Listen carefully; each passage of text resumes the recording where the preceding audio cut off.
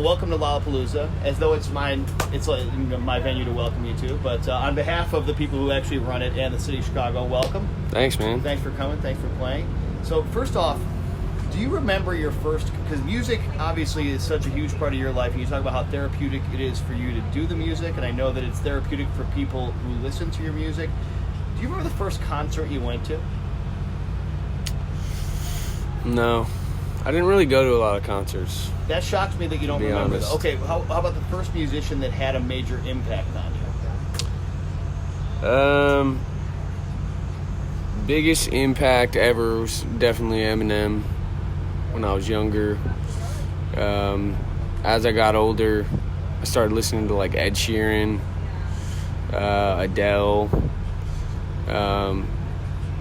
So it's those artists definitely like just I loved emotional but aggressive music. Like I started loving like all kinds of music, so it really helped shape me into the artist that I am now. Just like, you know, doing different styles of music, going from like a hard rap song to like more of a melodic, me singing on a piano. And I also love movies, so I'd say movies are one of my biggest, like, they motivate me to write songs all the time. If I see a movie and it's got dope music in it, I'll feel like really inspired. Well, actually, what you say makes sense, because if you think about life itself, really, or you think about movies, there's not really anybody who just likes one genre of movie, right? If you like a good story, you can like movies for many different reasons, and you can like all kinds of different movies, comedies, dramas, action, horror, whatever, right? Yeah. So music is kind of the same way. Yeah. So fans, I'm sure, connect with your music in a way that I'm sure every musician has this, especially successful ones, but I don't want to put words in your mouth at all, but do fans say that your music helps them through tough times, and do you think about that when you're writing or when you're performing?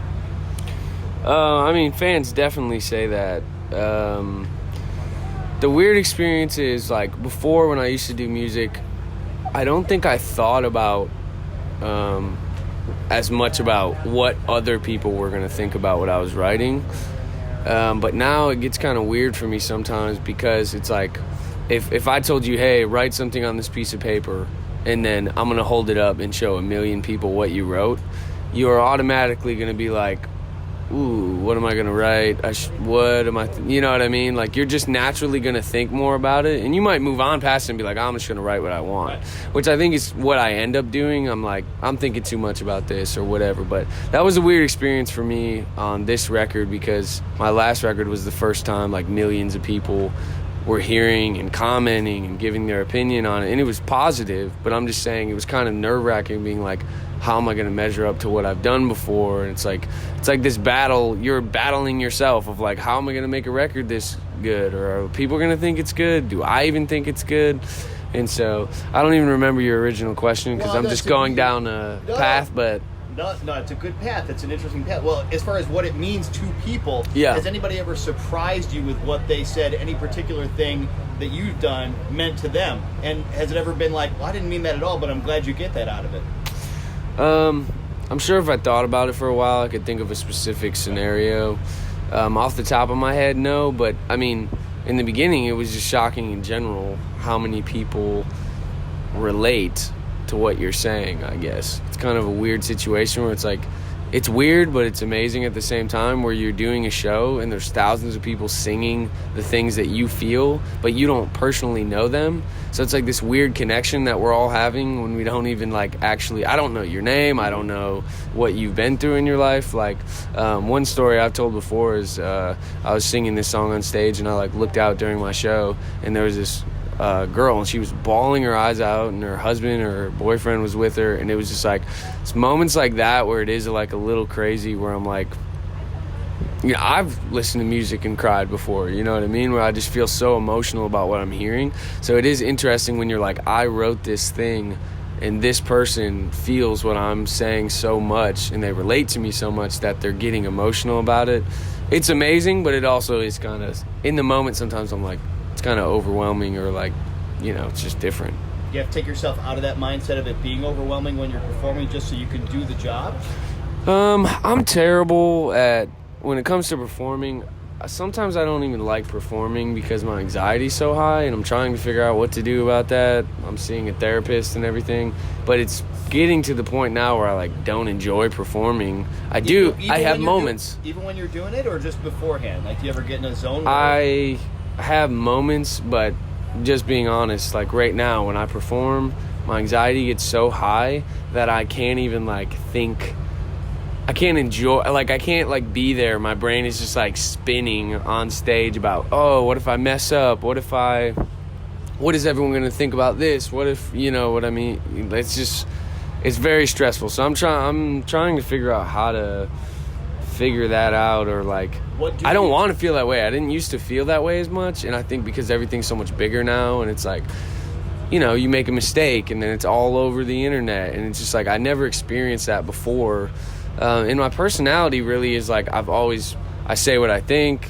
If I have a problem with you, I have a conversation, but it kind of makes me spiral into this weird thing where it's like, you care about what people think, but you don't care about what they think. And so, I don't know, I'm trying to figure out how to, I have moments on stage where I'm like, whoa, I can't believe all these fans came. And I have amazing moments. I'm not saying that. I'm just saying touring has become like a whole different beast for me, because I also get very depressed on tour. I don't know how to explain it unless you've ever toured, but I've just talked to other artists and people that feel the same. It's like, you're on a bus, you're not home.